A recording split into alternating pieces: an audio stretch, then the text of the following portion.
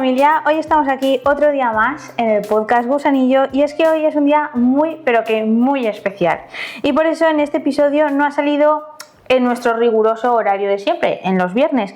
Sin embargo, no os preocupéis que esta semana tenemos partida doble, tenemos 2 episodios del podcast Gusanillo y es porque hoy estamos aquí con Susana Castillo, autora de Somos Superhéroes, un cuento ilustrado que ha sido publicado tanto en castellano como en valenciano y lo publicamos y lo celebramos hoy este episodio porque hoy es el día de la RCP en toda España, se conmemora el día de la RCP.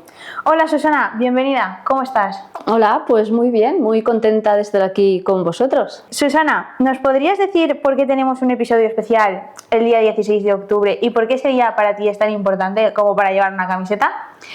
Pues porque el día 16 de octubre es el Día Mundial de la Parada Cardiopulmonar, o sea, el día de la RCP por excelencia. ¿Por qué es tan importante que haya un día de esto? Porque mucha gente no sabe lo que es la RCP y aprovechando que celebramos este día, pues difundimos cómo se hace la técnica y cada vez más gente se interesa de cómo aprender algo tan importante.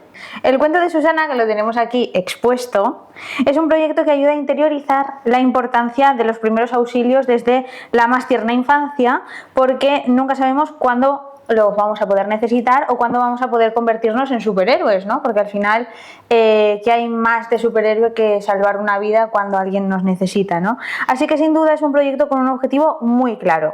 ¿Cómo nace esta idea de proyecto? Nace porque fui madre. Fui madre y llevé a mis hijos al cole y me di cuenta que los enseñan a lavarse las manos, a vestirse correctamente. De hecho, Ian a lo mejor venía con la sudadera puesta del revés porque estaba enseñando a cómo se ponía la sudadera. Y pensé, mira, como esto lo enseñan desde pequeños, de mayor lo hacemos de manera automática. Y luego hablando con madres, dije yo, es que hago RCP así con niños y tal. Y me dijeron, ¿RCP? ¿Eso qué es? Y pensé, ostras, un adulto que no sabe lo que es la RCP. Y dije, uy. Y digo, pero eso no es problema tampoco del adulto, porque si te paras a pensarlo, si no eres sanitario o te ha tocado de cerca, no sabes lo que es una RCP. Entonces pensé, no, esto hay que enseñarlo desde peques para que aprendan a hacerlo, porque mucha gente te dirá, ay, pero es que con 3 años no tiene fuerza para hacer bien las compresiones. Y sí, es verdad. Pero es que tampoco escriben bien, ni se lavan bien los dientes, ni se visten bien. ¿Y cómo lo van aprendiendo? Pues a base de repetición, luego somos adultos que tú por la mañana te aseas, te lavas los dientes, te vistes, todo perfecto, te sale innato. Te sale innato porque lo has hecho desde pequeño. Pues esto es lo mismo, lo has repetido desde pequeño, primero lo haces mal y conforme creces lo haces bien y en el momento que tienes una emergencia, sabes reaccionar. Aunque de todas formas, que esto ya lo diremos más adelante, RCP es parte de primeros auxilios, pero que hay muchas más cosas que son muy interesantes, pero bueno, que esto ya lo comentaremos un poquito más adelante. Y bueno, de los creadores de ¿qué fue antes, el huevo o la gallina? Llega, ¿qué fue primero, el fomento lector o el cuento? Pues eso es lo que era. Primero fue el fomento lector, porque soy muy cabezona, mucho. Bueno, ya lo sabes, que soy súper cabezona.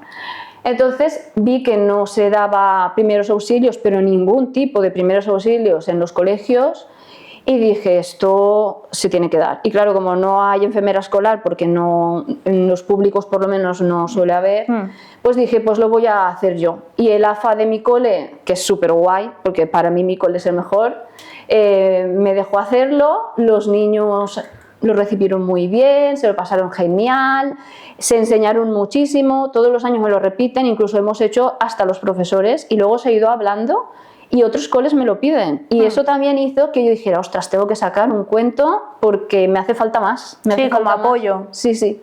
Una herramienta de apoyo totalmente. Y a mí eso es que me hace mucha gracia porque fue como totalmente al contrario respecto a lo habitual que suele ser. Pues bueno, publicamos el cuento, estamos con el proceso de edición, sale el libro y luego ya veremos cómo lo enfocamos para hacer esa promoción del libro. En este caso fue totalmente al contrario. Y bueno, los protagonistas son 2 niños con una vida muy normal, que van a la escuela, les enseñan primeros auxilios, que después podrán utilizar utilizar pues, para ayudar a sus seres queridos en un momento concreto. ¿Te has basado en alguien para crear a estos personajes y crees que es importante que los protagonistas estén cerca en cuanto a contexto de sus lectores modelo? En este caso, pues bueno, de niños que van también a la escuela con una vida normal, que van, pues eso, que les hacen un fomento lector, que les hacen alguna actividad en el colegio. Pues realmente el cuento es mi historia.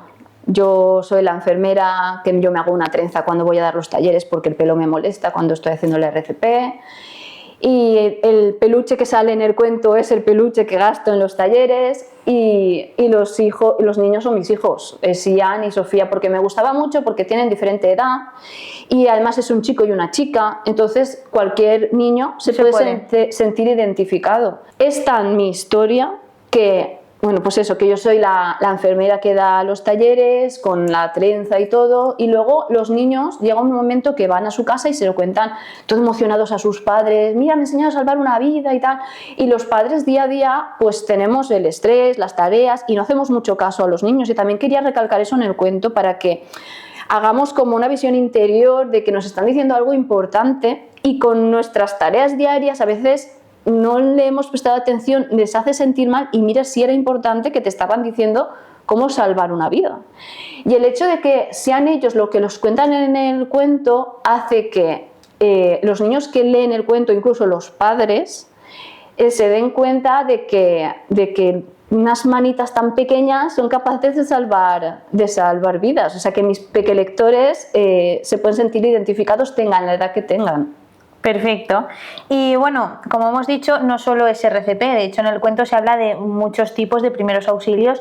A mí me gustaría saber si utilizas alguna regla mnemotécnica para que se acuerden, para que esto realmente cale en ellos. Cuando hacemos el taller les enseño primero a llamar a emergencias, que es el 112, y para que se acuerden, pues siempre les digo que tenemos una boca, tenemos una nariz y tenemos dos ojos. Y luego durante el taller hago como que se me olvida, ¡ay, ya no me acuerdo, que los mayores nos ponemos nerviosos! ¿Cuál número era? Y todos, 112. Y luego también cuando les enseño si respira o no respira y hay que poner a alguien de lado, pensad que es un peque, no sé, 3 años, 6 años, y el que se cae desmayado puede ser un adulto que pese un montón. Entonces hay como una técnica para que ellos consigan girarles. Entonces siempre digo, de lado lo colocamos y problemas evitamos, que es una rima también que así ellos enseñan. Y luego también está la canción que es súper pegadiza, súper fácil de aprender y te va marcando todos los pasos. Como editora, en todo el proceso de edición del libro yo me di cuenta de que a esta llamada de emergencia le dabas muchísima importancia. De hecho, una de las correcciones que hicimos durante el proceso de edición fue que el 112 no estuviera con la misma tipografía, sino que estuviera ilustrado, que fuera muy distinto, para que ellos a primera vista también lo pudieran ver. ¿Crees que es como el primer paso más importante que tienen que aprender? A ver, es que cuando hay una emergencia, cualquier emergencia, pero ahora como estamos en el día de la RCP, digamos que es una parada cardíaca, ¿vale? Entonces hay como una cadena de supervivencia. Todos los eslabones de esa cadena tienen que ir a una. Si un eslabón se cae, hay menos probabilidad de que esa emergencia salga bien. Entonces, primero es reconocer la emergencia, que si la abuela se desmaya, que el niño sepa que está desmayada y no está dormida. Claro. Luego es pedir ayuda. Saber que hay un número donde pedir ayuda o otro mayor o el 112 y saber recordarlo y poderlo marcar en el móvil. Y después actuar hasta que venga esa ayuda. Por supuesto. Si por el teléfono le dicen al peque, pues respira, ponla de lado, que sepa ponerla de lado. Si le dicen al peque, pues empieza a hacer compresiones, que haga las compresiones. Porque sí, puede tener 3 años, 6 años y no hacerlas fuerte, pero es que la única RCP mal hecha es la que no se hace. Totalmente. Y bueno, desde la publicación del libro has tenido grandes momentos de éxito, como presentaciones, firmas, encontrarte tu libro en librerías, que niños que quieren ser médicos compren el libro sin conocerte, e incluso has colaborado con una asociación local que recauda fondos para investigación por muerte súbita. Pero de entre todos los logros hay uno que nos causa verdadera satisfacción, y es que el proyecto ha sido avalado por el Consejo Español de RCP. ¿Cómo te has sentido con todo esto y sobre todo qué pensaste cuando te comunicaron que el proyecto, que iba a estar avalado por esta organización tan importante? Como bien dices, es un cuento que yo digo siempre que es un cuento que salva vidas. porque no solo salva vidas porque enseña a los niños a hacer RCP cuando lo leen, también enseña a los padres cuando cuentan el cuento. Aprovechando el libro, hacemos los talleres. Y encima, con la asociación de Nacho Barberá, colaboramos en investigación para que la muerte súbita no pase. O sea, es que va como muchos ámbitos. Y esto a mí pues me crea mucho orgullo. Entonces lo hice llegar al Consejo Español de RCP y nada, mi sorpresa al mes o a los 2 meses cuando me llaman y me dicen: oye, que tu cuento nos encanta pero muchísimo, y nos gusta mucho cómo está hecho, cómo está dibujado, cómo lo explica, al público al que va dirigido, y queremos avalarlo. Y imagínate cuando me dicen: envíanos fotos que lo vamos a publicar en nuestra web. Pues si yo estaba que no me lo creía.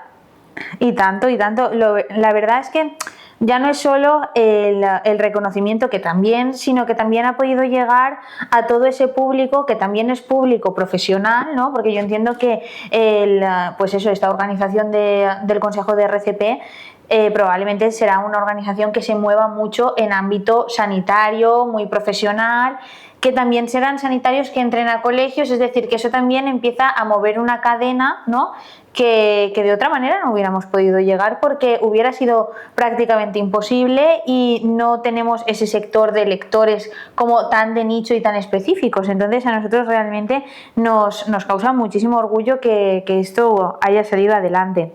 Además, el proyecto también lleva unos extras verdaderamente novedosos que nunca habíamos tenido en ningún libro y que de momento nunca se han repetido. ¿Nos podrías contar un poquito más acerca de estos extras? El extra que lleva es un QR.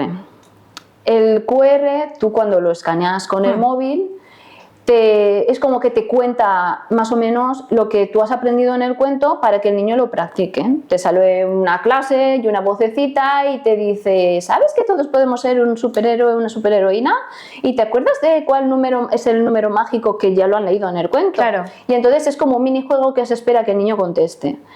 Así todo el proceso de lo que es los primeros auxilios, y después sale un vídeo de cómo se hace la RCP con los protagonistas reales, de culo, porque igual de mayores no quieren estar en los medios, y la canción para que se la enseñen tanto los padres como los peques, porque en la canción te dice todos los procesos que hay que hacer ante una emergencia. Y bueno, para finalizar, me gustaría saber, este tipo de cuento, ¿para qué tipo de lector y ámbito lo recomendarías como herramienta para tener una primera aproximación a estos primeros auxilios?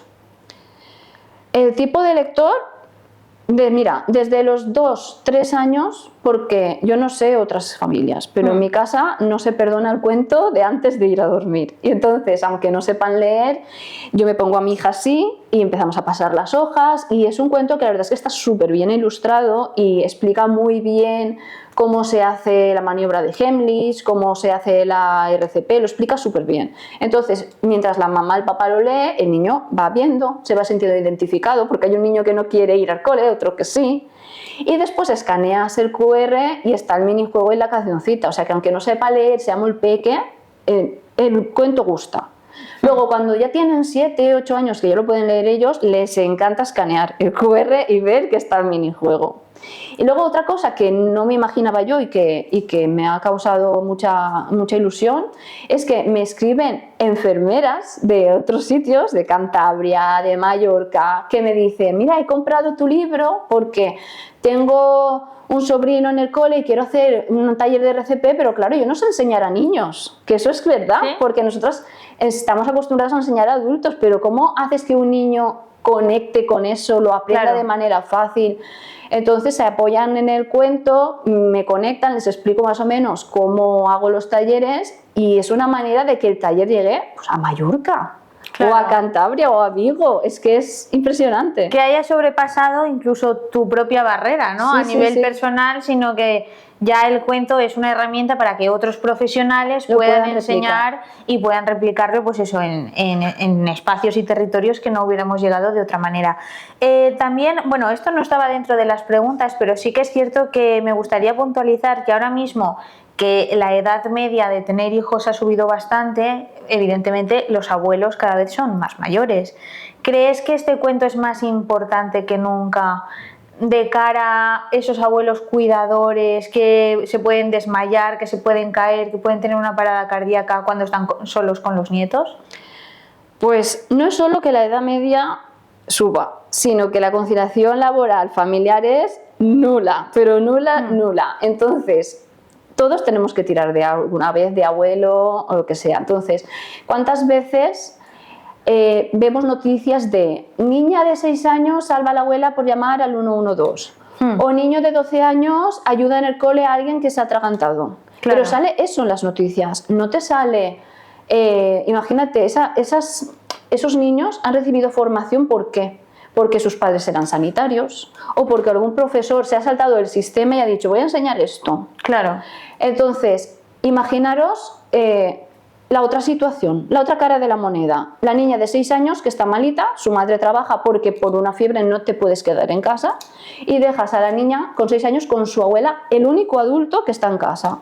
Y la abuela tiene un episodio cardíaco, la niña no sabe qué hacer. Claro. Y la abuelita se va desvaneciendo y la niña que siente terror, impotencia, tristeza y encima hasta que llega la madre que Todo el está trauma, 6 claro. horas con la abuela ahí. Entonces entiendo yo que explicar esto a los niños desde bien pequeñitos al final es protegerlos de esto. Sí. Es prepararlos para cualquier situación Sí. que pueda venir, que ojalá nunca tengas que utilizar ningún tipo de maniobra de primeros auxilios, pero que estén preparados. Que estén preparados. Que sepan al menos pedir ayuda, que sepa que no se queden ahí pobrecitos con la abuelita Sin saber qué hacer, Claro, claro. porque hay una frase de RCP desde mi cole que me encanta, que es que el niño puede ser testigo de una emergencia y la emergencia le puede estar pasando al adulto que lo cuida. Por Claro. tanto, un niño formado puede salvar una vida. muy bien, me encanta. ¿A Me que sí? encanta, sí, lo vamos a poner en destacados y todo. Y bueno, hasta aquí la entrevista de hoy. Muchísimas gracias, Susana, por haber venido, por haberte desplazado también a nuestra oficina, porque este es el segundo episodio del podcast que hacemos así en vídeo podcast, súper chulo. Y bueno, por haber participado, pues eso, de forma presencial, y a todos los oyentes por seguir escuchándonos, por seguir estando ahí comentando, mirando y bueno, dándonos ánimos para que sigamos creando este tipo de contenido que tanto nos gusta y que creemos que es tan necesario, pues eso, para que nuestros cuentos vuelen aún más lejos. Nos vemos en el próximo episodio y hasta pronto, familia.